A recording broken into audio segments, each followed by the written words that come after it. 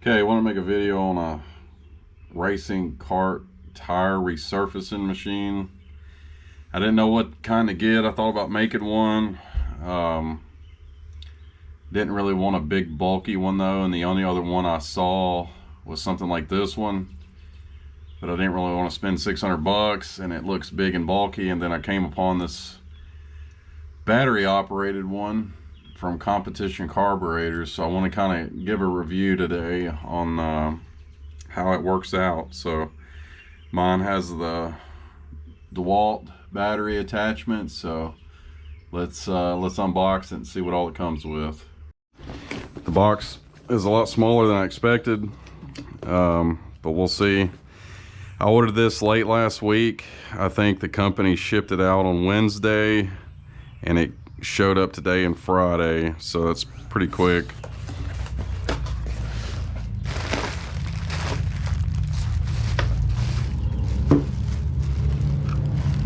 So here's the basic, the main part of it. Let's see, got a hub, some instructions.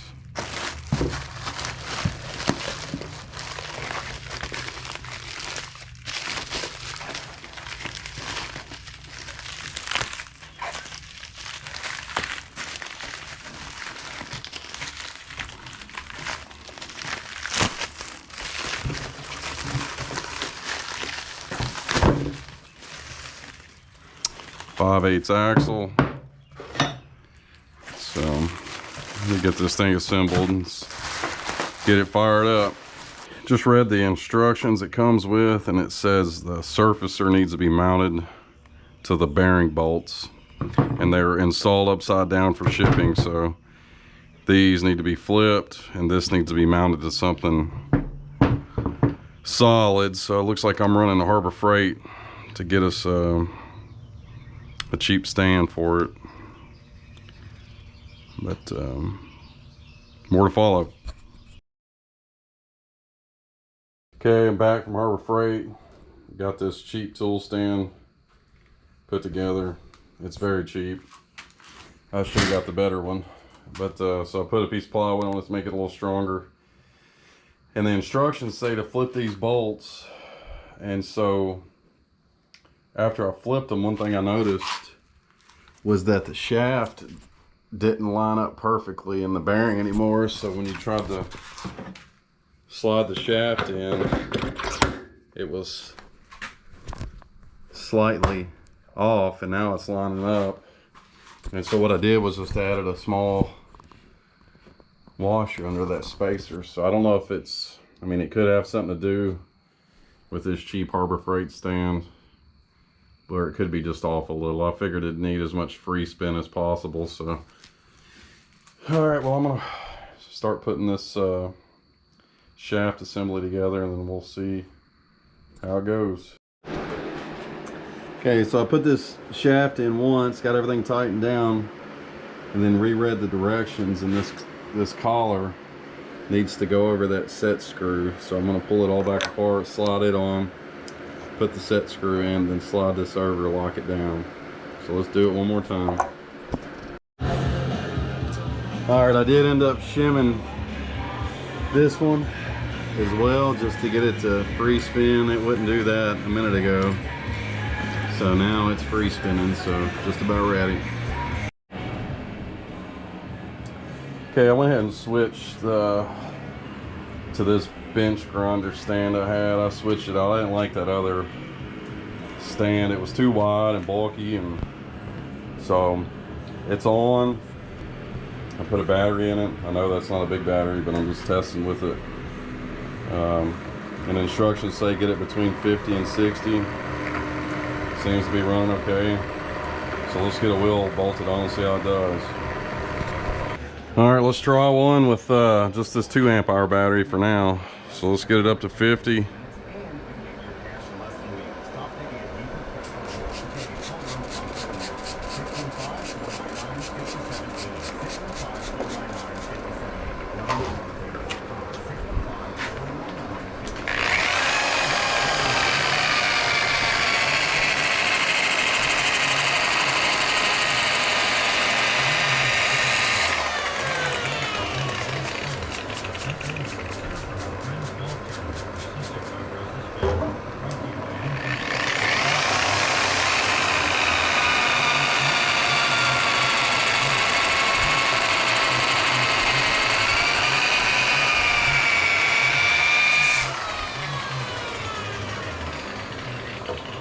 See how it looks.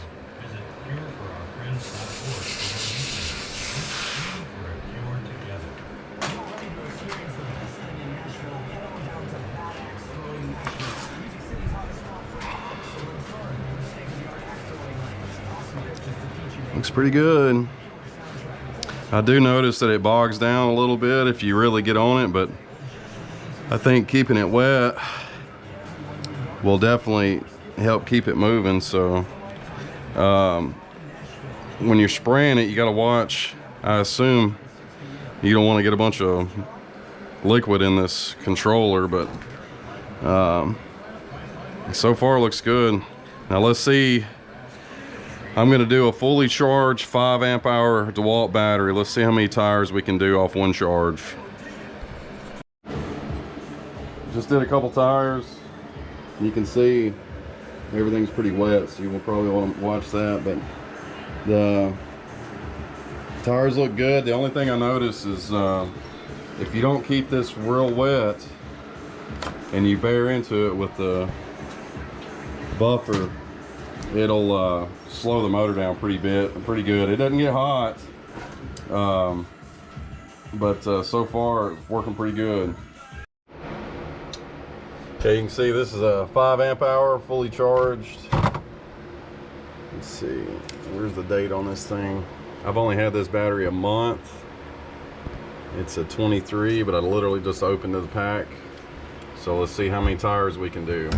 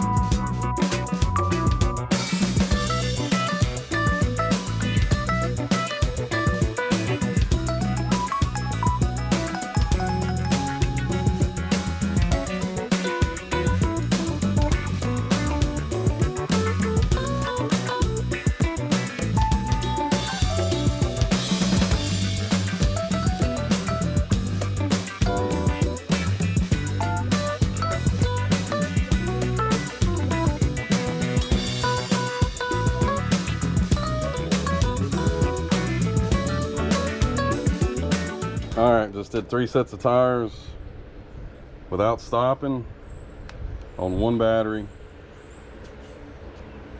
The motor is probably a few degrees above ambient temperature. The only thing about it so far that could be a problem for some people is if you really lay into it with the buffer, because I'll just set the pad on there and let the weight of the buffer kind of do the work. But if you really lay into it, it really slows the motor down. The motor don't have a whole lot of torque, but so let's check the battery. It's not warm either. Let's check the fuel gauge on it. It's still showing full. which is crazy. We'll check it again. Still showing full. Like I said, it's a 5 amp hour, and I did all 3 sets without stopping. And like I said, I didn't lay into it a lot because some of these bursts are pretty thin, but I mean, you can see the cross hatches, so it definitely will do what I need it to do. And it probably weighs I don't know, 1/10 as much as one with a 110 motor on it. I mean, it weighs as much as the stands. You know, the stands the majority of the weight. So we'll see how it goes. I got a couple more sets I need to do, but it seems like battery usage is pretty much non-existent as long as you're not rearing into it. And you know, I just got a cheap Harbor Freight Warrior with a 80 grit, and I use Track Tack tire wash, but I dilute it so I don't waste so much when I'm washing these tires, and I just keep it wet to keep from burning the spot. And what I've noticed is if you do one pass with the buffer, it starts to slow the motor down. So when you grab the tire wash, wet it again, it gives the motor a chance to pick back up. But you know, typically I'd be worried about that if the motor was getting hot, you know, but it doesn't. Like I said, it's ambient temperature, battery's still full, so this may be something good, you know, haul to the track, if you need to do one in a hurry or something. You know, it's a little pricey. It was $300, I think, $299, and then shipping was another $25, I think, and then whatever the stand's gonna be, but you're gonna buy a stand regardless. So far, like I said, I mean, it's doing exactly what it needs to do. And like I said, instead of having a power cord with 2 plugs, at least you just got this one run off a battery and running your other cord off a buffer. And you probably get a cordless buffer, I'm sure, but so we'll see how it goes. I'll do a follow-up video after I use it for a few weeks, but I'm pretty happy doing 3 sets of tires and 1 battery charge and still got full power left on the battery. So okay, here's a quick update video. I emailed the manufacturer today just to make sure I was doing stuff right, and he did mention that these spacers are actually cut to different lengths. It looks like there were 2 long ones, 2 short ones, and I didn't have those correct, so I put those correct. I still ended up shimming a little bit just to get it to spin a lot freer. And the other thing he told me, which is a good thing, is once you set your speed on this indicator, you don't have to turn it down to switch your wheel off. You just push the button. So I didn't know that earlier. So now when you do a tire, instead of winding it down, just pushing it stops. So, and also this time I'm going to use dishwashing liquid and water instead of blue tire wash. So let's see if that makes any difference as far as bogging it down. So we'll see.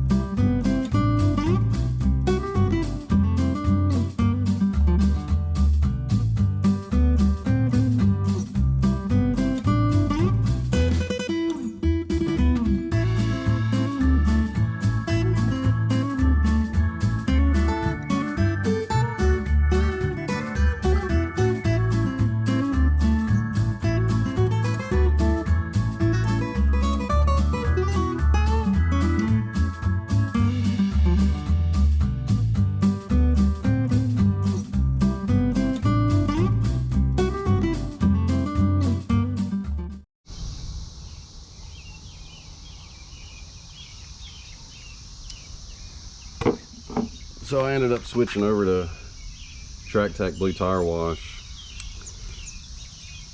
It's still bogging down, and I think the softer the tire, like those Vegas, it actually bogs it down more, but I'm pretty happy with it though. If anything changes, I'll post another video.